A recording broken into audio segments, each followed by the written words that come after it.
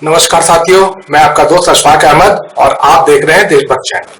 ये अभी जो चुनाव हो रहे हैं तो इसमें मथुरा का जो सीट है वो भी एक हॉट सीट था, क्योंकि वहां से हेमा मालिनी तीसरी बार चुनाव लड़ रही थी। 2014 2019 दोनों भारी बहुमतों से जीती और 2024 में फिर से उनको वहीं से टिकट मिला। तो इस बार क्या हुआ है, इस बार मथुरा में सिर्फ 46% वोट आए। सिर्फ 46% लोगों ने वोट दिया। इसका क्या मायने है? तो इसका देखिए, 2014 में करीब 63% वोट मिला था और 2019 में 64% वोट मिला था।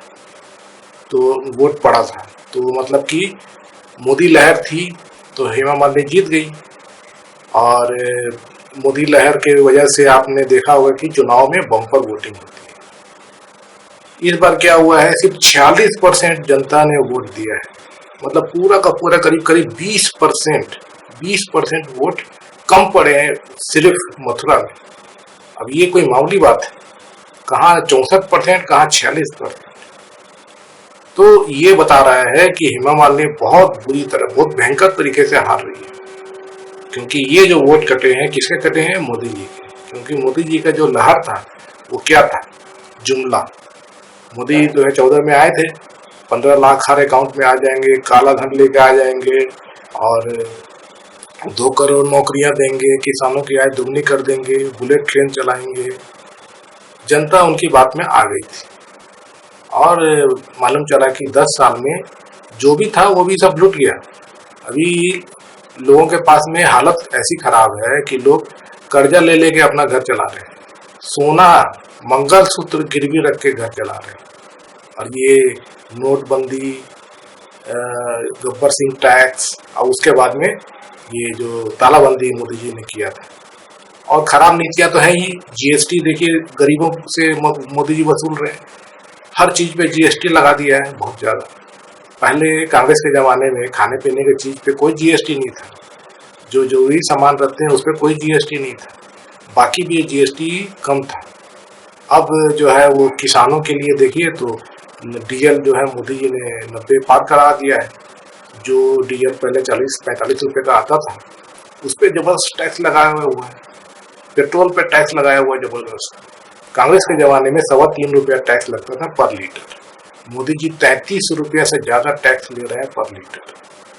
उसके बाद में सिलेंडर भी वैसे ही देखिए, 400 का सिलेंडर अब 1100-1200 का कर दिया मोदी जी ने। तो ये पूरा जो महंगाई जो है ये मोदी जी की वजह से इतना ज्यादा टैक्स लाद दिया है गरीबों के लिए। अमीरों का कर्जा माफ होता है, टैक्स माफ होता है, ये भी आपने देखा है। तो ये सब चीजें जो है मोदी जी के खिलाफ है।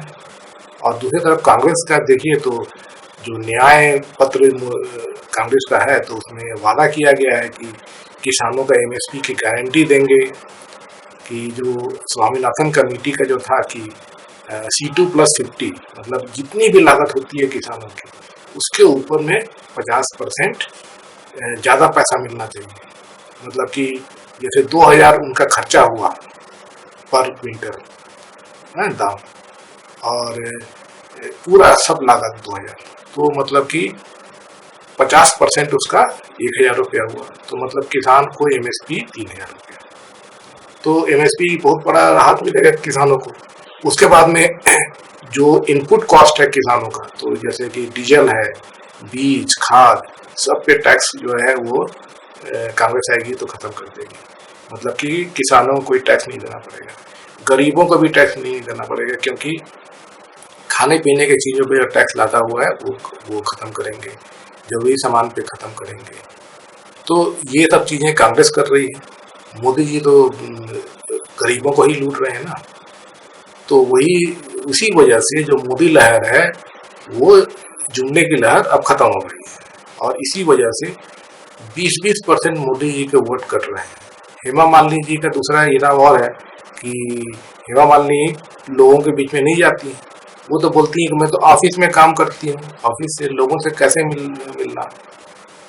तो जो लोगों के बीच में नहीं जाता है, लोगों की समस्या नहीं समझता है, लोगों की समस्याएं दूर नहीं करता है, उसको कौन वोट देगा? तो समझने वाली बात है।